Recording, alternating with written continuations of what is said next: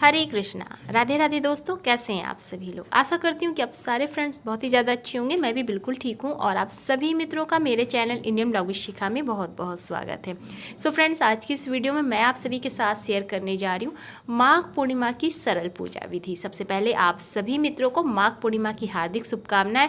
प्रभु श्री हरि नारायण और माता लक्ष्मी की कृपा सदैव आप पर बरसती रहे, ऐसी प्रार्थना है प्रभु से। तो बस यहाँ पर आज की पूजा आप सभी के साथ शेयर करने जा रही हूँ।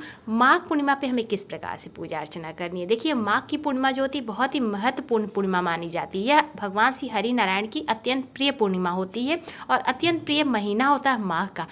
माघ के महीने में श्री हरि नारायण की पूजा विधि विधान के साथ की जाती है। तो देखिए, अगर आपने पूरे महीने अगर इस पूजा को अच्छे से नहीं किया या आपने कोई नियम नहीं लिया माघ के महीने में, तो आप माघ की पूर्णिमा के दिन अच्छे से विधि विधान से अपने घर के मंदिर में पूजा कर सकते हैं और दान पुण्य कर सकते हैं। तो आज की इस पूजा में मैं आप लोगों के साथ यही शेयर करूंगी किस प्रकार से माघ की पूर्णिमा की पूजा करनी है। तो देखिए, सबसे पहले जान लेते हैं माघ की पूर्णिमा हमें कब करनी है, व्रत उपवास कब करना है। तो देखिए, 11 जो है फरवरी को शाम को 6:55 से जो है पूर्णिमा तिथि प्रारंभ होगी। 12 फरवरी को शाम को 7:22 पर पूर्णिमा तिथि समाप्त हो जाएगी। उदया तिथि को ध्यान में रखते हुए हम 12 फरवरी दिन बुधवार को पूर्णिमा का व्रत उपवास करेंगे और पूजा करेंगे। देखिए, बहुत सारे मित्र जो है बहुत सारे लोग हैं पूर्णिमा का व्रत उपवास करते हैं और बहुत सारे लोग जो है बिना व्रत किए हुए भी पूजा करते हैं। तो मैं यहाँ पे आप लोगों को पूजा विधि दिखा रही हूँ। सबसे पहले हमें अपने घर के मंदिर में आना है। स्नान आदि करने के पश्चात देखिए, इस दिन गंगा स्नान का विशेष महत्व माना जाता है। अगर आपने गंगा स्नान किया है या किसी भी नदी सरोवर में स्नान किया तो बहुत उत्तम है। अगर नहीं किया है तो आप घर में अपने जो है स्नान के पानी जल में थोड़ा सा गंगा जल डाल ले या तिल डाल के स्नान कर ले। इसके पश्चात जो है मंदिर में आ जाए।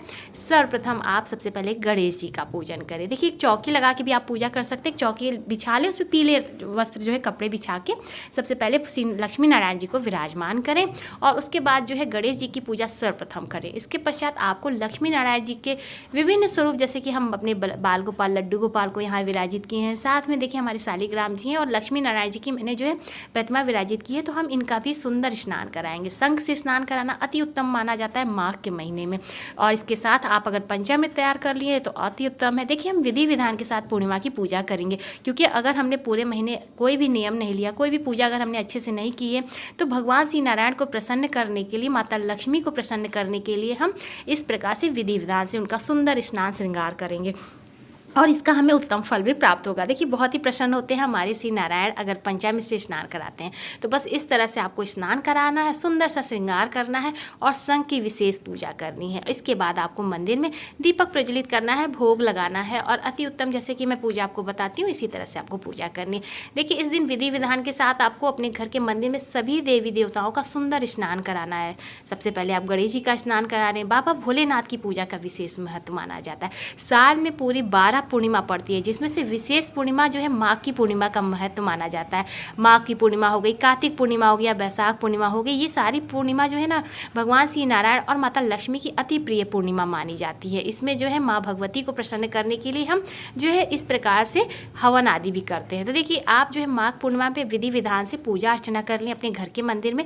इसके पश्चात आप एक छोटा सा हवन कर लें। हवन के लिए देखिए इस तरह से आप तैयारी कर सकते हैं। एक पात्र ले लें, तो यहाँ पर आप मिट्टी का भी पात्र ले सकते हैं। इस तरह से पात्र में अच्छा सा सुंदर सा जो है स्वास्तिक बना ले, टीका चंदन कर ले, कुछ समिधा ले लें। आप चाहें तो यहाँ समिधा से भी हवन कर सकते हैं, नारियल से हवन कर सकते हैं, आप जो है गाय के उपला भी ले सकते हैं। इसके साथ आपको पूजन की थोड़ी तैयारी कर लें।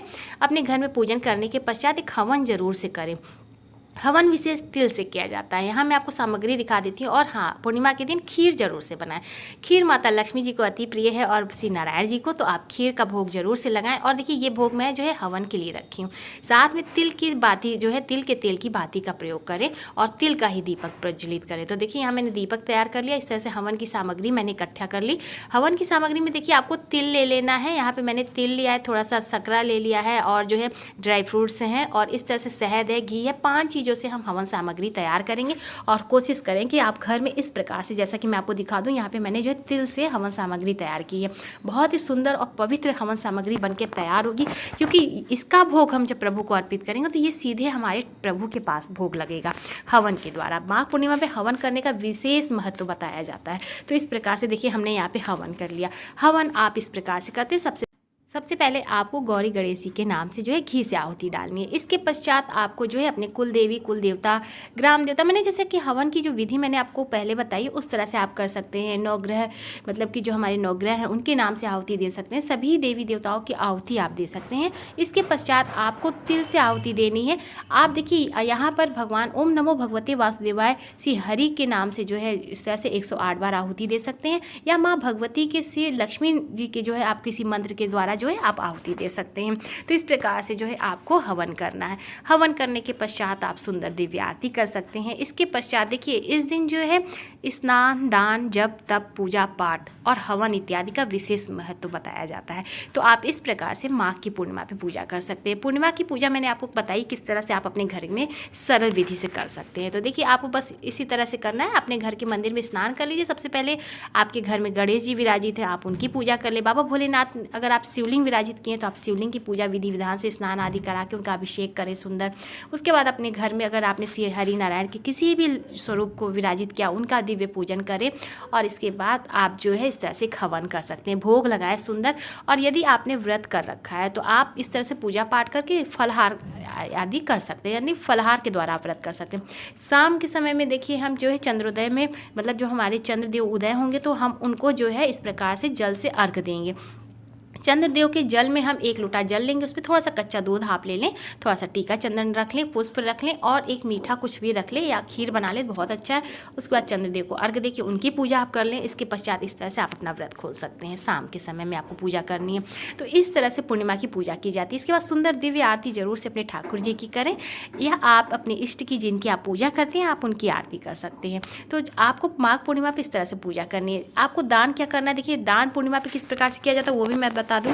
तो एक सीधा जरूर से निकाले। सीधा में कम से कम एक पंडित जी और एक पंडितानी जी के लिए पर्याप्त मात्रा में इतना अन्न निकाल सकते हैं आप, जैसे कि चावल हो गया, आटा, दाल हो गया, सब्जियां हो गई, फल फूल हो गए, मिठाई हो गई। आप कुछ दक्षिणा थोड़ा सा ले सकते हैं। अगर आपकी क्षमता है तो आप कपड़े का दान कर सकते हैं। देखिए ये सारी चीज़ें जो है दान पुण्य में मानी जाती हैं। तो आप इन सब चीज़ों की जो है पूर्णिमा की पूजा व्रत उपवास करने के बाद, शाम की पूजा करने के बाद सीधा निकाल लें। उसके बाद अगले दिन पूजा करने के बाद जब आप पारण करें उस समय दान पुण्य करके आप अपनी पूजा मतलब पारण के बाद दान पुण्य कर सकते हैं। इस प्रकार से आपको माघ पूर्णिमा की पूजा करनी है। इस प्रकार से सरलता के साथ आप अपने घर के मंदिर में जो है माघ पूर्णिमा की पूजा कर सकते हैं। मैं किस प्रकार से करती हूँ वो मैंने आप लोग के साथ शेयर किया।